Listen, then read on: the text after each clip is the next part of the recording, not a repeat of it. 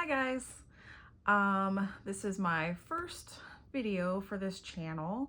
I just want to kind of introduce myself a little bit, go into why I am starting this channel, and just get a little overview of my plans for the next year for 2025. My name is Jo. I am 45 years old. I am a CNA, so if you're familiar with CNA work, we do not make a ton of money. And a few years ago, I actually found the cash budgeting community on YouTube, got into it, and I got into it kind of right at the beginning of the pandemic, which, as a CNA, I had a lot more money then than I do now because I had pretty much unlimited overtime. So I would work for like 2 months straight without a day off. And I was making decent money then. So when I had started doing this the first time, I started out already basically having my $1,000 emergency fund.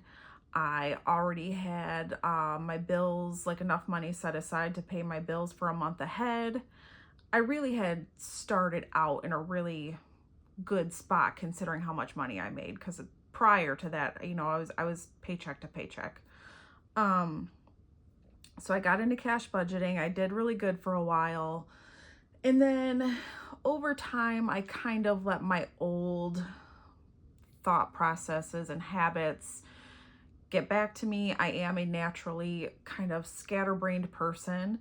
Cash budgeting made it really easy for me to stay on track and save a little because my brain knew that I did not have any money in my checking account, so I couldn't just mindlessly swipe my card.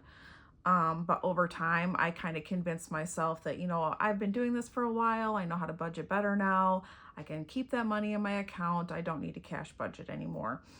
And over time, what has happened is I have gotten back into mindlessly swiping my card, and really I just got way off track to the point where last month, I actually overdrafted in my checking account for the first time in probably, I'm easily probably 20 years. Like, I've lived paycheck to paycheck for a very long time, and I'm pretty good. I've always been pretty good about guessing like how much money I had in my checking account so that I wouldn't go over. I would come close, but I wouldn't go over. And then last month I misguessed and I ended up going over. So that kind of really like gave me the wake up call that I needed to get back to cash budgeting, and get back on track. So that's my story as to why I'm doing this. And I wanted to do it on here because I feel like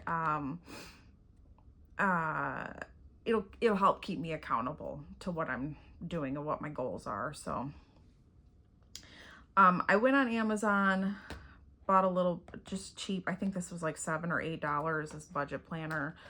The last time I did this, I honestly never had a budget planner. I just wrote down in a notebook, like roughly what my bills were from month to month. Again, like I said, when I did this before, I had the benefit of having a ton of overtime. So if my numbers were off a little, it didn't really matter because I had extra money to make up the difference. I do not have that extra money now. So I have to actually be more on top of things now. So I got a budget planner. Let's see, let me open it up here. This one, I mean, it's pretty standard as far as I can tell. It's just, you get, where's my calendar here for December? There's a calendar for each month. I wrote down on what days certain bills are due. There's an expense tracker for each month. Right here, I wrote down my breakdown of like when I do my cash budgeting, like each week, how much needs to go into each category. So this is just kind of my like workbook page to figure out how I need to break down my cash for each week. They have goals in here, which I already changed mine after I started thinking about it a little bit, because initially I said 3 months income saved, and I came up with that number because right now I do have $1,000 emergency fund, so I do have that already.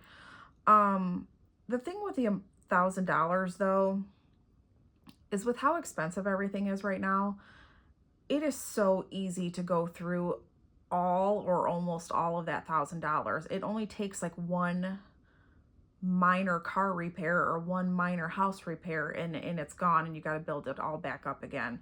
So I would prefer to have an entire month of income saved as opposed to just the $1,000 and have that be my emergency fund, and then start working on debt. So I think what I want to do is I still want to aim for this 3 months. But once I hit the 1 month mark of 1 month of money saved, I'm going to start dividing the savings in between, or dividing whatever extra money I have into both of these. So I'll tackle the debt and the savings at the same time. And then once I hit that 3 months of savings, I'll focus solely on the debt, and then I'll work up to doing 6 months of savings. To me right now anyways, that's what makes the most sense for me in my mind. Ultimately, I would like to be able to, once all my debt's paid off and I have the savings set aside that I would like to have set aside, I really, really want to be able to start putting some money into our house, because we live in an old house. It's almost 100 years old. It needs a lot of work. The people who lived here before us were kind of DIYers who maybe should not have been DIYing, let's just say. And my husband's kind of like, he's just kind of like, whatever, like, we'll stay here for a few more years and then we'll look for something else, where I really, really just do not want to move again. I've moved a lot in my life. I don't want to move anymore if I don't absolutely have to. I love the community that we live in. I even love our house. Even though it needs a lot of work, I do love our house. And I would like to be able to just put money into this house and have it fixed up to where this could be our forever home. So that is my ultimate goal, is to get this debt paid off so I can start getting this house fixed the way that I would like for it to be, so that we can keep it. But as far as just the year of 2025, my main focus is getting that 1 month of savings in, and then to start tackling the debt and further savings. So those are my main goals. When I did this before, the only savings challenge that I did was a 52-week savings challenge, and I'm going to do that again. But what I do is, instead of saving, like, it's the first week you save $1, the second week you save $2, and so on and so forth until you get to the 52nd week of the year and you save $52. Instead of doing it that way, what I do is, whatever the date is on Friday when I get paid, so like this past week, it was the 6th, I put $6 in. This Friday, it'll be the 13th, I'll put $13 in. I did that before. That was one of the ways that I was able to save up my emergency fund money. And I think when I did that, I came close to, like, it was right around $1,300, I think, at the end of the year, between $1,300 and $1,400. So I am going to do that again. I have one of these little index file you know, kind of accordion type file things. So there's just a slot for each month in there, and I'll add my money. You can see I already have last week in there, so I got $6 so far. So I am going to do that challenge again. And then I really want to do the 100 envelope challenge. I wanted to do it before, but I just never got to it. So I ran to the dollar store and I made myself a 100 envelope challenge. So I've got that started here. There's my fancy tracker. But I literally just bought a pack of 50 envelopes, cut them in half to make 100 little envelopes. Funny thing is, after I had stopped cash budgeting before, I took my binders and I just threw them in the safe and I left them there. I emptied them out, or I thought I had completely emptied them out. And then when I decided to do this again, I pulled my binders out and I started flipping through the old envelopes to see like what categories I should remove, what needed to be added and whatnot. And I still had $60 in here. So I got a head start on the 100 envelope challenge because I already had that $60. And then I found some extra cash somewhere else too. What was it? I can't even remember now. Oh, I had $14 and change just floating in the bottom of my purse. So I had some extra money there. There was something else too. I can't remember. But anyways, I got a little head start on this. So that is my low budge 100 envelope challenge that I put together there. So I'm excited to finish this. I did, let's see, in this planner they have a little section where you can write down your savings goals and like how long it should take. Let's see. I kind of based these dates off of me putting money in just once a week and also putting in the lowest available amount that I could afford to put in each week. So doing that would put me finishing this October 23rd of 2026, but it's not going to take me that long. It's not going to take me that long at all because I've already put in, let's see, like I'm 1 week into the challenge and I've done 1, 2, 3, 4, I think 5 envelopes. Yeah. So I know I'll get done much quicker than, you know, that date right there, but I've given myself until that date to finish it. And then in terms of debt, let's take a look at debt because I actually haven't added the debt numbers up yet. And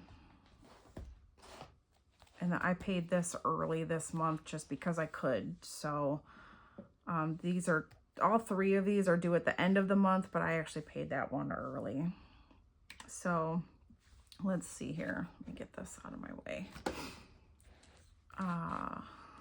So my PayPal, I've got $4,080 and 61. Oh, what am I doing? $4,081.61 plus Capital One, $7,254.36, and Discover is $9,917.96, which is a grand total of $21,253.93 in credit card debt, which is abysmal as far as I'm concerned. I'm like genuinely ashamed of myself when I see that because I have no idea what I have spent that $21,253.93 on. So, and this is like when I'm talking about me just mindlessly swiping things, this is what it's gotten me into because I can't think of a single like major, you know, like a car repair, a healthcare expense, a house expense. I can't think of anything major that I've put on here. This is all just mindless spending, and that is something that I really have to work on this year. Um, so that'll be something that I'm sure I will be trying to hold myself accountable to and talking about as time goes on. So if you are someone who's been through this, if you have some advice for me, or if you're going through something similar and you just want to follow along, please, you know, go ahead and do that. I would appreciate it. Because, you know, tackling debt can feel very, especially, you know, when you're living paycheck to paycheck, it can feel very overwhelming. So, I like this community. I like the support that everyone gives each other. Um, it's one of my favorite groups on YouTube for sure. Um, so yeah, I think that's all I really have to say for right now.